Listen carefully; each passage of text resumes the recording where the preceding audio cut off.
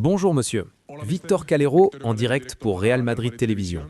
Demain, le Real Madrid affrontera une très bonne équipe qui réalise une excellente saison, le Celta Vigo. Quels sont vos sentiments et ceux de l'équipe avant ce match important de demain? Oui, comme vous le dites, et je pense que je me répète beaucoup chaque fois que vous me posez cette question face aux adversaires que nous avons rencontrés ces dernières semaines. Un déplacement qui ne sera pas facile contre une grande équipe. Un entraîneur qui, je pense, fait un travail formidable. Une équipe très bien préparée, qui joue avec beaucoup de confiance. Je crois qu'elle vient de remporter 4 matchs et qu'elle joue vraiment bien au football. Un terrain où il y a toujours une super ambiance chaque fois que le Real Madrid s'y rend. Donc bon, encore un match à l'extérieur très compliqué et très exigeant. Bonjour Alvaro, José Luis Sánchez pour Jueves de la Sexta. Comment expliquez-vous cette baisse de régime de l'équipe? 2 défaites consécutives et surtout les mauvaises sensations. Si vous avez discuté avec eux pour renverser la situation et comment cela peut être possible? Oui, 2 défaites consécutives en Liga, sans compter celle en Ligue des Champions. Et bien sûr, dans une équipe comme le Real Madrid, la défaite est toujours difficile à gérer, en raison des attentes, des exigences. Mais pour l'instant, nous ne pensons qu'au match de demain, et c'est la seule chose qui nous préoccupe.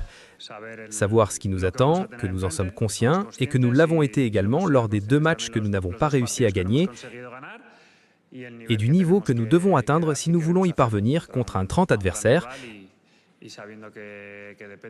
et en sachant que cela dépend beaucoup de nous-mêmes, du niveau que nous atteignons, de notre assurance, de notre confiance, et que pour nous, le passé n'existe pas, et que nous ne pensons qu'à Balaidos.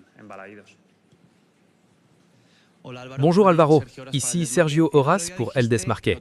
L'autre jour, tu as dit que tu avais les idées claires au sujet de Kylian Mbappé. Mais après ces déclarations, un rapport médical, un voyage en France, où il se trouve d'ailleurs toujours, je voudrais te demander si tu as toujours les idées claires au sujet de Mbappé et si tu lui parles régulièrement pour savoir comment il va. Merci. Oui, bien sûr, que je lui parle tous les jours. Et bien sûr que nous suivons son état de santé, comment il va. Il va de mieux en mieux chaque jour, et comme je l'ai dit ici il y a quelques jours, c'est un processus dans lequel nous allons voir jour après jour comment il se sent. Mais pour l'instant, ce sont toutes de bonnes nouvelles, et il va de mieux en mieux. Bonjour Alvaro, Melchor Ruiz de la chaîne COP. Lundi, après le match, vous avez dit que vous n'alliez évidemment pas baisser les bras, que vous alliez vous battre jusqu'au dernier match, comme c'est logique et normal. Mais on a l'impression que si vous ne gagnez pas demain à Vigo et que vous ne battez pas le Celtic au Bernabéu, vous aurez très peu de chances de vous battre pour la Liga et la Ligue des Champions. Bon, mais demain on joue, non ? Alors laisse-nous aller disputer un match très compliqué comme celui de demain et laisse-nous rêver que nous allons remporter ces 3 points. Et bien sûr, il nous reste 36 points à jouer. Nous sommes à 4 points, pas à 18. Et c'est la seule chose à laquelle nous devons penser. Nous ne voulons pas nous mettre dans des situations qui ne se sont pas encore produites. Et quoi qu'il arrive, c'est le Real Madrid. Tant que nous pouvons mathématiquement nous battre, nous le ferons, et si jamais arrive un moment où mathématiquement nous ne pouvons plus nous battre, nous continuerons aussi à nous battre parce que c'est ça ce club. C'est que nous ne comprenons pas, ou du moins je ne comprends pas le Real Madrid autrement que de continuer à se battre. Et c'est ce que nous allons faire. Je comprends qu'après 2 défaites comme celles que nous avons subies, l'ambiance ne soit pas des plus positives. Mais dans le vestiaire, nous sommes très conscients qu'il reste encore beaucoup de championnats et que nous allons nous battre à chaque match pour gagner les 3 points et nous battre pour le championnat. Bonjour Alvaro, ici Sergio López Delas. Je vais te poser la question directement et sans détour. Pour toi, terminer la saison sans titre serait un échec ? Encore ? Oui, aussi. Nous sommes optimistes aujourd'hui. Vous êtes tous venus. Non, pas vraiment. Pour être honnête, je ne pense qu'au match contre le Celta Vigo. C'est la seule chose qui occupe mon esprit en ce moment. C'est la seule chose sur laquelle je me concentre, sur laquelle je me focalise, sur laquelle je vais travailler avec mes joueurs, et je ne pense à absolument rien d'autre. Bonjour, comment ça va Alvaro? Bonjour, Javi Lopez de la chaîne SER. Au-delà des points, le sentiment, je te le demandais après le match contre Getafe, c'est que l'équipe ne joue pas bien. À part l'effet Arbelodo, dès son arrivée, il y a eu plusieurs matchs, Villarreal, le match contre le Betis, où l'équipe n'a pas bien joué. Elle perd même certains duels. Outre la qualité, elle perd certains duels dans les matchs. Quelle explication, en tant que coach du Real Madrid, donnes-tu à cette situation ? Non, écoute, des explications, ce n'est pas que je n'aime pas ça. C'est que je comprends que l'important ici n'est pas d'expliquer l'échec. L'important ici, c'est de gagner. Ça ne sert à rien d'expliquer pourquoi tu as perdu. Ici, au Real Madrid, la seule chose qui compte, c'est de gagner le match prochain. Et bien sûr, je pourrais venir ici pour parler de processus, d'apprentissage, du fait qu'il n'y a rien de linéaire, que dans tout type de processus, il y a des pics. Mais je pense que, comme je vous l'ai dit ici il y a 15 secondes, cela ne servirait à rien. Je suis tout à fait conscient que l'équipe peut mieux jouer, tout comme je suis tout à fait conscient que nous avons un excellent effectif, que demain nous avons un match très difficile, avec beaucoup d'absents également, mais pour ma part, j'ai la même confiance dans le fait que nous avons suffisamment de joueurs pour gagner des matchs, pour mieux jouer, pour donner le meilleur de nous-mêmes, pour nous battre davantage, pour avoir un état d'esprit plus ambitieux, plus en accord avec ce blason. Et jusqu'au dernier jour où je serai ici, je vais me battre et travailler pour que cela se réalise. Je n'ai aucun objectif, ni autre chose en tête. Bonjour Alvaro, José Aguado de La Razón. Tu as parlé des absents. Demain, vous en avez 11 entre les blessés et les suspendus. Comment cela te fait-il envisager le match? Comment dois-tu t'y prendre? Non. Comment m'y prendre? Aucune. Si cela me facilite la tâche, j'ai moins à réfléchir. J'ai moins de joueurs, donc j'ai moins à réfléchir. Non, vraiment, avec confiance. C'est ce que je transmets à mes joueurs, à l'équipe. C'est le Real Madrid. On ne cherche pas d'excuses. Je pense qu'on doit grandir face à l'adversité.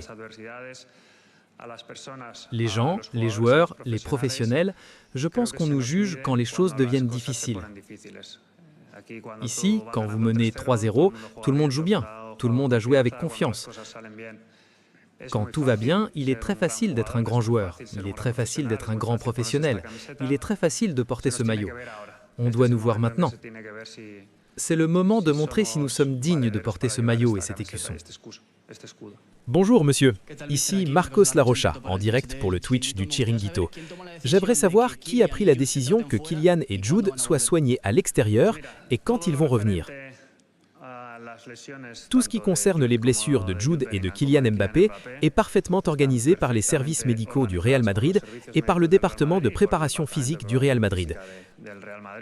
Comme vous le savez et comme vous en avez été bien informé, Bellingham et Mbappé ont été à Londres et à Paris, où ils ont rencontré des professionnels du Real Madrid, des professionnels du service médical et des professionnels du département de préparation physique du Real Madrid. Donc tout est supervisé par le Real Madrid. Bonjour monsieur, ici Nico Diaz Menendez pour Télévision Espagnole. L'équipe a eu du mal à trouver sa régularité et je voulais vous demander, en tant qu'entraîneur, quel est le principal problème à l'origine de ce manque de régularité? Merci. Eh bien, le principal problème, comme je l'ai déjà dit, c'est que ce n'est pas facile. Que nous n'avons pas eu, et je pense que je me répète beaucoup,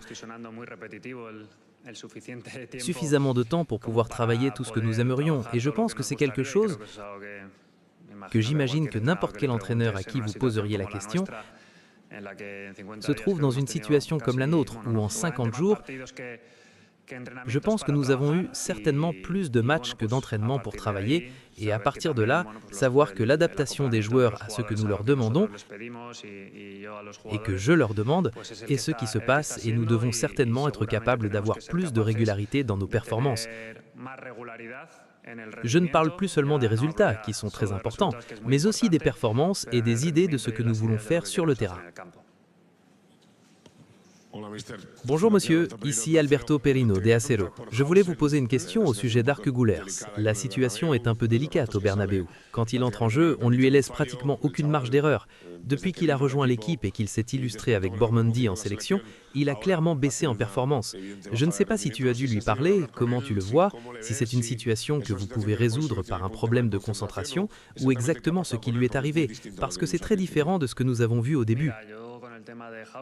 Écoute, en ce qui concerne Arque Güler ou Mastontuno, je suis très clair. Ce sont des joueurs qui, Mastontuno par exemple, l'équipe junior du Real Madrid est pleine de joueurs de son âge. Et Arque Güler, qui est un joueur international, pourrait parfaitement jouer à Castilla vu son âge. Je me souviens aussi quand Vinicius est arrivé, de ce qu'on disait de lui et regardez où il en est aujourd'hui, avec 2 Coupes d'Europe et parmi les meilleurs joueurs du monde. Je pense que nous devons faire preuve, ou du moins je vais le faire, de beaucoup de patience avec les joueurs qui ont non seulement ce potentiel, mais aussi ce niveau avec ce qu'ils accomplissent. Lors de sa première saison au Real Madrid, jouer au Real Madrid n'est pas jouer dans n'importe quelle équipe du monde, c'est jouer dans le club le plus exigeant à son âge. Et pour moi, ils font un excellent travail. Ils ont toute ma confiance. Toutes, absolument toutes. Je pense qu'ils ont beaucoup de capacités et qu'ils vont être très importants, non seulement dans le futur, mais aussi dans le présent du Real Madrid. Et j'aimerais beaucoup que les supporters aussi comprennent ce que chaque joueur représente et prennent soin d'eux, les encouragent et exigent d'eux avant tout du travail et d'effort, ce qui est exigé par ce blason. Et ensuite, les encourager à faire des erreurs, car ils en feront forcément. Ce sont des êtres humains. Le football est un sport où l'on commet des erreurs. Et je suis sûr que toutes ces expériences les feront grandir. Les exigences de ce club ne permettent pas d'espérer de grandes soirées, j'en suis sûr, et je leur apporte tout mon soutien et ma confiance, c'est ce que je leur donne chaque jour. Passons aux 2 dernières questions. Comment ça va Alvaro? Ivan Martin de Ocadilla. Je voulais te poser une question sur Brahim Diaz, un joueur qui était important à son retour de la Coupe d'Afrique et qui a perdu de son importance lors des derniers matchs. Le jour du match contre Benfica, il s'est échauffé pendant de longues minutes et n'est pas entré en jeu.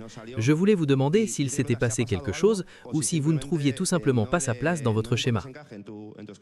Non, il ne s'est rien passé. Brahim joue certainement moins qu'il ne le mérite et j'en suis responsable, car c'est un garçon qui s'entraîne très bien et qui, comme vous le dites, inutile de parler des qualités de Brahim et de ce qu'il a accompli avec son équipe nationale et de ce qu'il a fait pendant tant d'années ici au Real Madrid. Et je suis sûr que je peux tirer beaucoup plus de ce que je lui fais faire et qu'il nous sera beaucoup plus utile. C'est quelque chose qui me tient à cœur et je suis sûr que je vais faire en sorte que Brahim nous apporte beaucoup plus que ce qu'il nous apporte actuellement, car il en a les capacités. Dernière question. Bonjour monsieur, comment allez-vous? Joël Desrio, du quotidien Marca. Pour demain, pour l'instant, vous n'avez qu'un seul défenseur central disponible, Rudiger. J'aimerais savoir comment vous sentez Alaba et si les autres ne viennent pas, avez-vous l'intention de donner la chance à un autre joueur du centre de formation? Non, Alaba ne viendra pas, il ne sera pas disponible pour le match. Asensio, nous pensons que oui, nous allons maintenant nous entraîner. Et si ni Alaba ni Asensio ne sont disponibles, alors bien sûr je ferai jouer l'un des jeunes, je ferai jouer Guado, je ferai jouer Lamini, on verra. Mais je pense que Asensio sera disponible pour le match de demain. Merci beaucoup, merci.